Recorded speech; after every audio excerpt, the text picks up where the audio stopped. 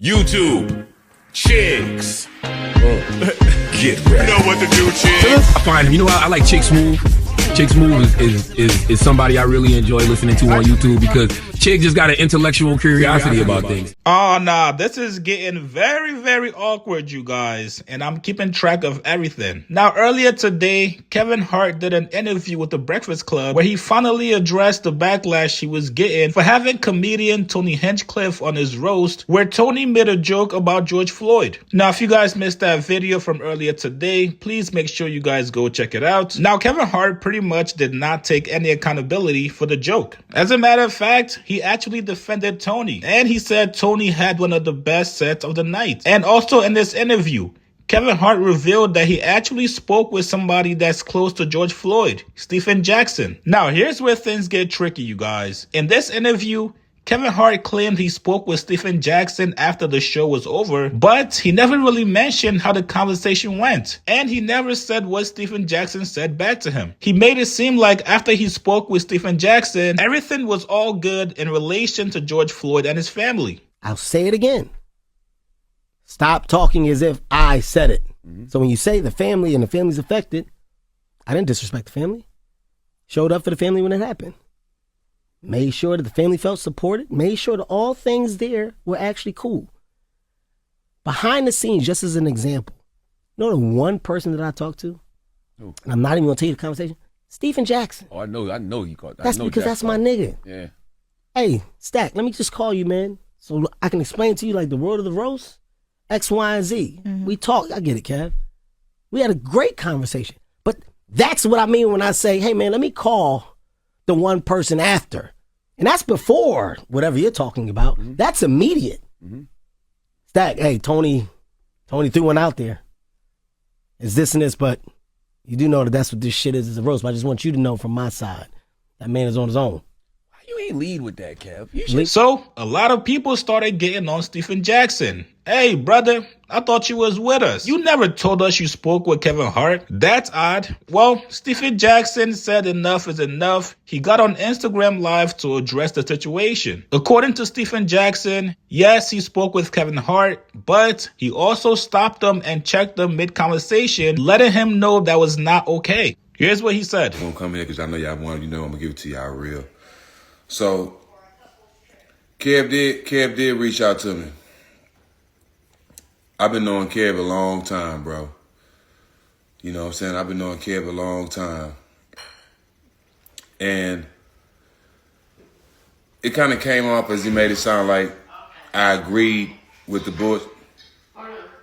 I agreed with the bullshit of the roast. No, I did not. I didn't agree with the joke. When he called me, he was basically calling me out of respect as friends. And basically, I cut him off. I know what a roast is. I understand what a roast is. I watch him. I love him. I watch him. I love comedy. I love Kevin. I'm a fan of Kevin. That's my homeboy. I've been knowing him a long time.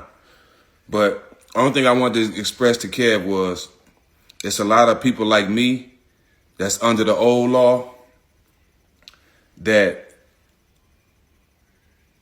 I would never laugh at no joke about dead people. Anytime somebody demeans the dead, it turns my stomach because it's the lowest thing you can do. When they made the jokes about his family, that shit wasn't funny to me either, because it shows that you're not as talented as you are when you got to pick on people that can't defend themselves, right? So for me, I just let him know that he just had to understand that ain't everybody flavor. Everybody don't laugh at that shit because some of us still have morals. I still say yes, ma'am, no, ma'am. I still open doors for people. You know what I'm saying? I still respect my elders. So joking on anybody, Charlie Kirk, anybody. And Charlie Kirk talked about George Floyd. But I would never laugh at somebody talking about somebody that got killed or somebody that's not here, bro.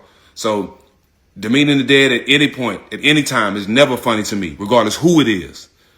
You know what I'm saying? And I had to let him know that.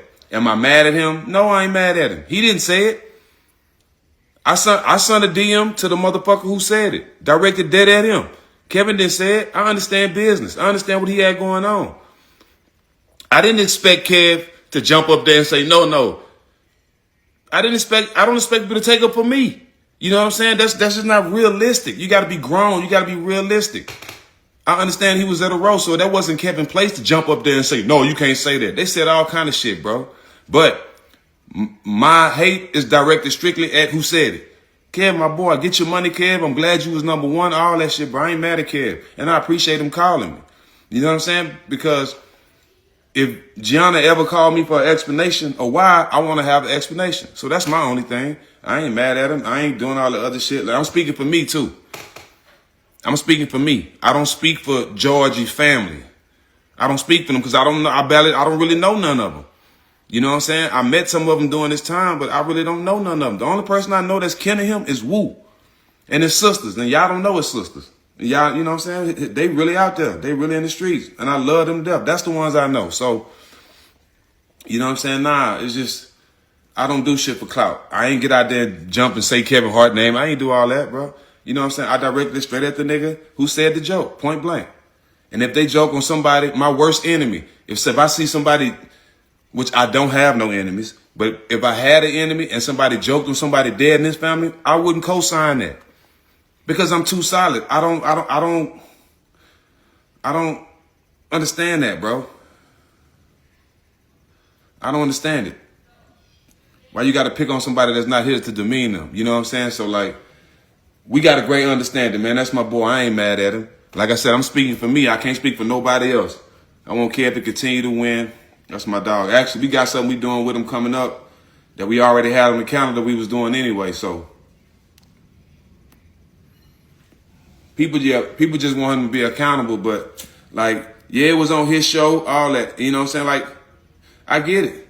I understand the outrage. And I'm not mad. Shit, I feel y'all. But I'm mad at the motherfucker who said the joke the same way. I am.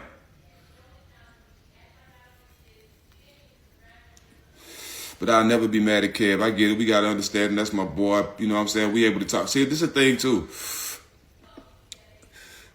This way, and I know y'all will understand this. Why would I be mad at Kev, somebody that came to Georgie's funeral, that supported the family? Why would I be mad at him when there's people who out here right now saying stuff about George Floyd every day? You should die. You and him should die. His daughter should die. Like, it's people out here that's really saying it, that really feel that way. Why would I turn that negative energy to my brother? Like I said, he didn't say it, so nah. And that's what they want. That's what they want. They want to knock a black man off the throne, bro. Nah, I'm cool, Kev. I appreciate the call. You didn't say the joke.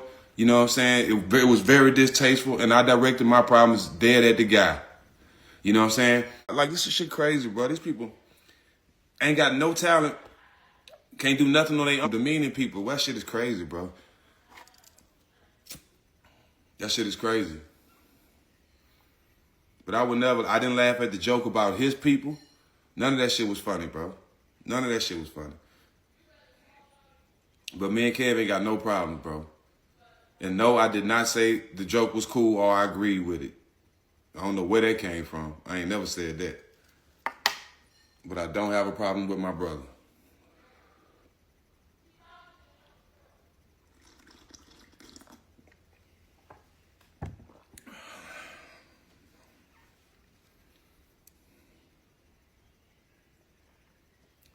Yeah, you know, I didn't agree with this stuff. He was saying stuff about George Floyd, but even though I didn't agree with the person, I gained nothing for talking about him while he's passed and how he died. I gained nothing from that. I don't want to die like that. I don't wish that on nobody.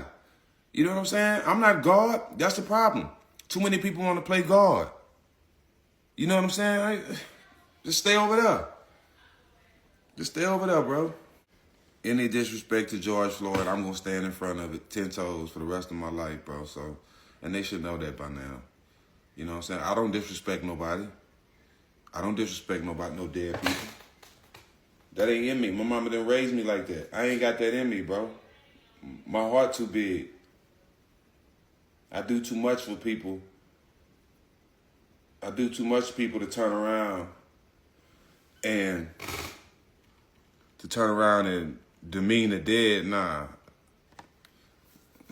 I ain't the perfect Muslim, but I'm still Muslim.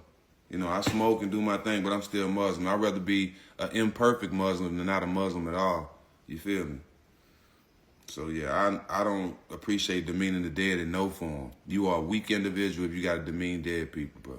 Point blank. Now, let's break it down, you guys. If you're my mans, first off, you're supposed to know what triggers me. You should already know how I feel about George Floyd, which is why you called me. So that means you should have never even cracked a smile. I don't care if it was a fake smile. When that George Floyd joke was told by Tony, I should have never seen your teeth during that segment. And secondly, maybe it's just me, you guys, but do any of you guys feel like Steven Jackson is kind of giving him a pass just because they're boys and they're working together? I'm not knocking it, but it seems like because Kevin is putting money in his pockets, he's basically absolving Kevin of all wrongdoing. Kevin Hart already knew Tony's reputation. People in the comedy world and also fans knew that Tony was racist. As a matter of fact, that George Floyd joke was not the first time Tony has made that joke. So knowing this guy's reputation, knowing he was probably bound to say another George Floyd joke, there is absolutely no shortage of racist, edgy white comedians. You could have picked somebody else, Kevin. Kevin Hart not only gave him a platform to say those jokes about George Floyd, but he also paid him as well. Then he got on national radio when he was catching heat to throw you under the bus and made it seem like you were okay with it. But like I said, when that money is good, you tend to turn a blind eye. You guys get in the comments below. What do you guys make of Stephen Jackson's response back to Kevin Hart's interview? Do you guys feel like he gave Kevin Hart a pass or not? Like this video, subscribe to my channel. I'll see you guys later, man.